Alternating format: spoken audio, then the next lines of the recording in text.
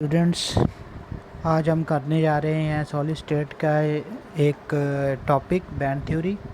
और इसमें हम कंसिडर करेंगे हम अपने प्लस टू केमिस्ट्री का ही जो प्लस टू केमिस्ट्री का टॉपिक है चैप्टर 1 में सॉलिड स्टेट में, उसी को ही हम आज करने जा रहे हैं।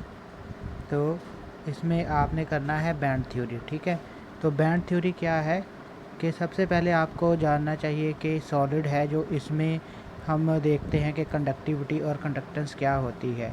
तो इसको देखने के लिए हमने देखना है कि जो मेटल्स होती हैं वो तो इलेक्ट्रिक ऑलरेडी के वो कंडक्टर होती हैं, they are good conductor of electricity metals.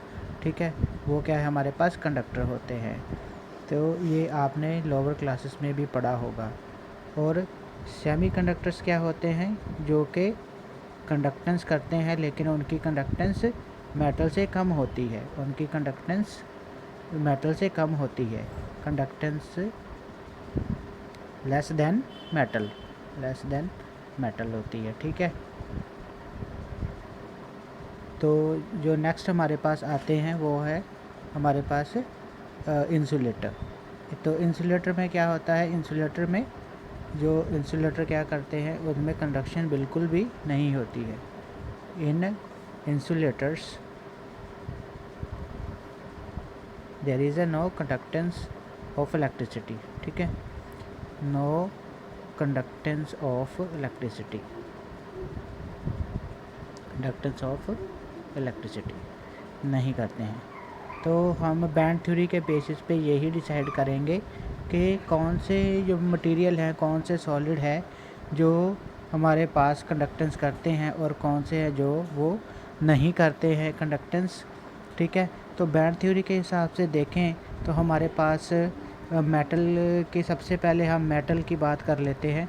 तो जो सॉलिड जो मेटल होते हैं, मान लो कि हमारे पास क्या है, आयरन है, निकल है। ठीक है, तो ये सारे के सारे हमारे पास क्या है, मेटल होते हैं। तो क्रोमियम लगा लो। तो इसके अलावा और भी जो मेटल्स हैं हमारे पास, इसमें मैंने इस तरीके से एक बैंड बनाया है। सो ये है हमारे पास एक बैंड, और इसमें जो इलेक्ट्रॉन पड़े होंगे, इसमें जो हमारे पास इलेक्ट्रॉन पड़े होंगे तो उसको हमने बोल देना है कि ये हमारे पास क्या है, यहाँ इलेक्ट्रॉन पड़े हैं। सो जो जितना एरिया जिसमें इलेक्ट्रॉन पड़े हैं, ठीक है, मेटल के इस पोर्शन में, तो इसको हम बोलेंगे this is called V B मतलब वैलेंस बैंड। वैलेंस बैंड का मतलब है कि ये फील्ड बैंड है। फील्ड बैंड मतलब कि इसमें इलेक्ट्रॉन प्रेजेंट होंगे, फील्ड बैंड। ठीक है, तो इसको हम वी का एम्प्टी बैंड भी बोल देते हैं, लेकिन बुक्स में कहीं सी भी इसको लिखा गया है। सी क्या है हमारे पास, कंडक्शन बैंड। सी क्या है हमारे पास, कंडक्शन बैंड है। सो इसको सी भी बोल दिया जाता है, लेकिन डैट इज़ नॉट नेसेसरी कि इसको हम सी ही बोलें मेटल के केस में, लेकिन सेमीकंडक्टर और कंडक्टर इंसुलेटर के केस में इसको सी कहना जो वो ज़्यादा इम्पोर्टेंट रहेगा।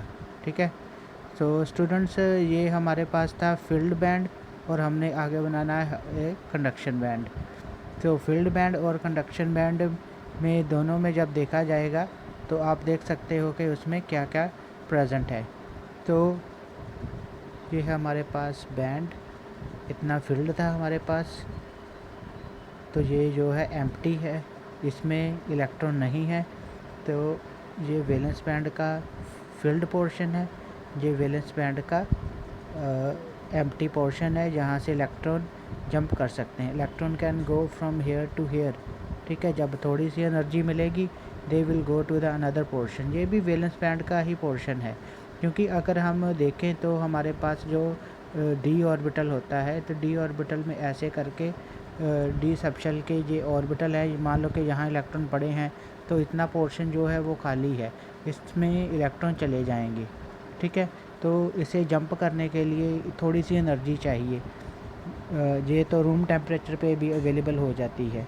ठीक है, तो ये हमारे पास मेटल और कंडक्टर की डायग्राम थी कि बैंड थ्योरी क्या कहती है। तो वैलेंस बैंड को कहीं कहीं सीबी कंडक्शन बैंड भी बोला गया है, क्योंकि इलेक्ट्रॉन इधर से इधर को मूव करते हैं, दैट्स वाई इसे कंडक्शन बैंड भी बोला गया है। लेकिन ये वैलेंस बैंड का ही हिस्सा है, ये पूरे का पूरा वैलेंस बैंड ही है, लेकिन इसको कंडक्शन बैंड इसलिए भी बोल दिया जाता है क्योंकि इसमें इलेक्ट्रॉन चले जाते हैं जब कि इसको एक्साइटेशन होती है। सो हमने देखना है कि नेक्स्ट हमारे पास जो है वो है सेमीकंडक्टर्स।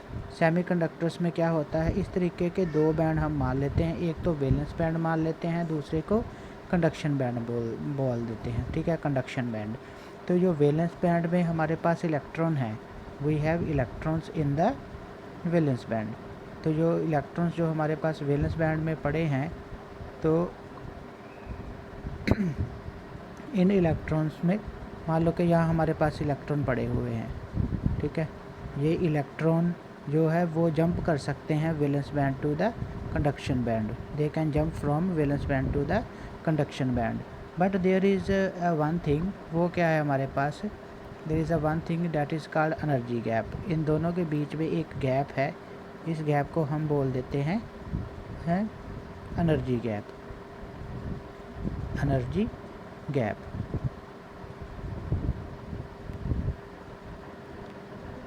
ठीक है, तो ये एनर्जी गैप अगर तो इतना हो कि इलेक्ट्रॉन जंप कर सकें, अगर ये इतना हो कि इलेक्ट्रॉन जंप कर सकें इसमें, तो हम इसे बोलेंगे सेमीकंडक्टर। सेमीकंडक्टर कब बोलेंगे, जब electron can jump from VB to CB and energy gap is small. अगर एनर्जी गैप स्मॉल होगा तो सेमीकंडक्टर होंगे हमारे पास, ठीक है, वो ठीक है, हमारे पास वो क्या होंगे, सेमीकंडक्टर। तो अगर एनर्जी गैप ज़्यादा होगा तो हम इसे इंसुलेटर बोल देंगे, then we will say it insulator. तो इंसुलेटर में क्या होगा, तो जो ये दोनों के बीच में एक जो ये गैप है, this is called energy gap. Energy gap हमारे पास जो है वो एनर्जी गैप हमारे पास लार्ज होगा, एनर्जी गैप लार्ज किस में होगा, इंसुलेटर में। इंसुलेटर में एनर्जी गैप लार्ज है, ठीक है। तो ये हमारे पास क्या बन गया है, वी विल चेक दैट, ये हमारे पास वैलेंस बैंड था, ये कंडक्शन बैंड है, और ये एनर्जी गैप बहुत ज़्यादा है। Electrons from valence band to can't jump to the conduction band, वो कंडक्शन बैंड की तरफ जंप नहीं करेंगे। तो यही था बैंड थ्योरी में मेन। और ज़्यादातर टेम्परेचर से क्या होता है कि सेमीकंडक्टर में कंडक्टेंस जो है बढ़ती है, लेकिन मेटल्स में नहीं बढ़ पाती है, ठीक है। तो ये था हमारा इसमें कंसेप्ट के ये क्या क्या कंसेप्ट है इसमें बैंड थ्योरी में। सो हमारे पास अगर देखें तो क्या है, एक कंडक्शन बैंड होता है, एक वैलेंस बैंड होता है, ठीक है। वैलेंस इलेक्ट्रॉन जो होते हैं वो बैंड में से फील्ड बैंड जो है, जो फील्ड बैंड है हमारे पास वैलेंस बैंड, उसमें से कंडक्शन बैंड की तरफ चले जाते हैं। कंडक्शन बैंड हमारे पास एम्प्टी होता है, ठीक है, तो एम्प्टी बैंड की तरफ चले जाते हैं। तो एनर्जी गैप होता है between a valence band and conduction band. अगर तो वो लार्ज हो तो इंसुलेटर है, अगर नेग्लिजिबल हो कंडक्शन तो फिर वो गुड कंडक्टर ऑफ इलेक्ट्रिसिटी होते हैं। मेटल्स में बहुत ही नेग्लिजिबल होता है, तो जहाँ फिर उसको बोल देते हैं तो वो पार्टली फिल्ड होता है, वैलेंस बैंड जो है वो पार्टली फिल्ड होता है। अगर मॉडरेटली एनर्जी मेटल हो तो वो as a semiconductor behave करते हैं। बहुत से जैसे ट्रांजिशन मेटल है, जैसे हो गया हमारे पास आयरन हो गया, निकल हो गया, या फिर और भी है मेटल हमारे पास जैसे क्रोमियम हो गया, इनका जो पार्टली फिल्ड होता है तो ये मेटल की तरह बिहेव इसीलिए करते हैं। तो कुछ ऐसे है जैसे सिलिकॉन हो गया, जर्मेनियम हो गया, तो ये हमारे पास सेमीकंडक्टर की तरह बिहेव कर देते हैं, क्योंकि इनके वैसे वैलेंस बैंड और कंडक्शन बैंड में डिफरेंस बहुत कम होता है, ठीक है। तो इलेक्ट्रॉन जंप कर सकते हैं from valence band to the conduction band, they get excited and there is a flow of electron from valence band to the conduction band and they cause the electricity to flow. So next students, आपको diagram दिखा देता हूँ जिसमें आप देख सकते हो कि ये एनर्जी गैप है, इन्होंने कंडक्शन बैंड बोला है, लेकिन आप दिस इज़ वैलेंस बैंड का पार्टली फील्ड, इसे यहाँ पार्टली फील्ड भी लिख सकते हो, पार्टली फील्ड वैलेंस बैंड, ठीक है, पार्शली फील्ड है ये। तो पार्शली फील्ड वैलेंस बैंड जो होता है इसका मतलब 50% फिल है, तो उसका बाकी जो पोर्शन है जो फील्ड नहीं है, जिसमें इलेक्ट्रॉन नहीं है, उसको इन्होंने कंडक्शन बैंड भी बोल दिया है। लेकिन आप ये भी लिख सकते हो अनफिल्ड वीबी भी यहाँ लिख सकते हो, ठीक है, क्योंकि ये वीबी का ही हिस्सा है। सो ये था हमारे पास about the conductors and metal की डायग्राम। और नेक्स्ट डायग्राम की तरफ आप देख सकते हो, that is of about the semiconductors.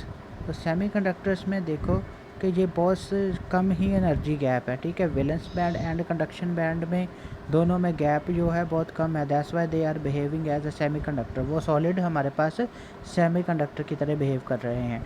अगर उसमें एनर्जी गैप लार्ज है, जिसे हम फॉरबिडन जोन भी बोल देते हैं, energy gap is also called forbidden zone, तो इसमें valence band and conduction band में डिफरेंस बहुत ज़्यादा होने के कारण electrons can't jump from valence band to the conduction band की तरफ जो है वो मूव नहीं कर सकते हैं। ओके स्टूडेंट्स, तो ये था इसके बारे में हमारे पास इसकी रिप्रेजेंटेशन। सो नेक्स्ट हम देख लेते हैं कि effect of temperature on electrical conductivity of the solid. तो अगर इनकी बात करें तो हमारे पास कंडक्टिविटी है जो है मेटल के केस में, स्पेशली आप याद रखो कि we are talking about the metals. तो अगर डिक्रीज़ होती है, कब डिक्रीज़ होगी, जब टेम्परेचर इंक्रीज़ करे तो इनकी कंडक्टिविटी डिक्रीज़ होगी। क्यों होती है कि जो वाइब्रेशन, जो पॉजिटिव पार्ट होता है मेटल का, मेटल आयंस जो होते हैं वो ज़्यादा वाइब्रेशन शुरू कर देते हैं। वाइब्रेशन करने के कारण जो इलेक्ट्रॉन उसमें फ़्लो कर रहे हैं मेटल के अंदर, वो इलेक्ट्रॉन फ़्लो नहीं होंगे या उनको दिक्कत आएगी इलेक्ट्रॉन को फ़्लो होने में, इसलिए वो ज़्यादा कंडक्टिविटी जो है वो शो नहीं करते हैं और उससे इलेक्ट्रिकल कंडक्टिविटी जो है वो डिक्रीज़ हो जाएगी। और क्या होता है, रेजिस्टेंस बढ़ेगी ऑफ कोर्स, क्योंकि ज़्यादा अब्स्ट्रैक्शन होगी। Obstruction to flow of electron is called resistance. तो रेजिस्टेंस टेम्परेचर बढ़ने से मेटल में रेजिस्टेंस ज़्यादा बढ़ती है, ठीक है, इसीलिए भी कंडक्टिविटी कम हो जाती है। और थर्ड केस में देखें कि सेमीकंडक्टर के केस में क्या होता है। सेमीकंडक्टर केस में बिल्कुल ऑपोजिट होता है। इसमें क्या होता है, जो वैलेंस बैंड से इलेक्ट्रॉन निकल के कंडक्शन बैंड की तरफ ज़्यादा जाते हैं, ठीक है, इससे ज़्यादा जाने की वजह से वो क्या होते हैं, कंडक्टिविटी जो है वो इंक्रीज़ होती है टेम्परेचर बढ़ाने में सेमीकंडक्टर्स में, ठीक है स्टूडेंट्स। तो ये था हमारा effect of temperature on solids, ठीक है, और उनकी कंडक्टिविटी के ऊपर क्या है, ठीक है students. Thank you very much for watching the video.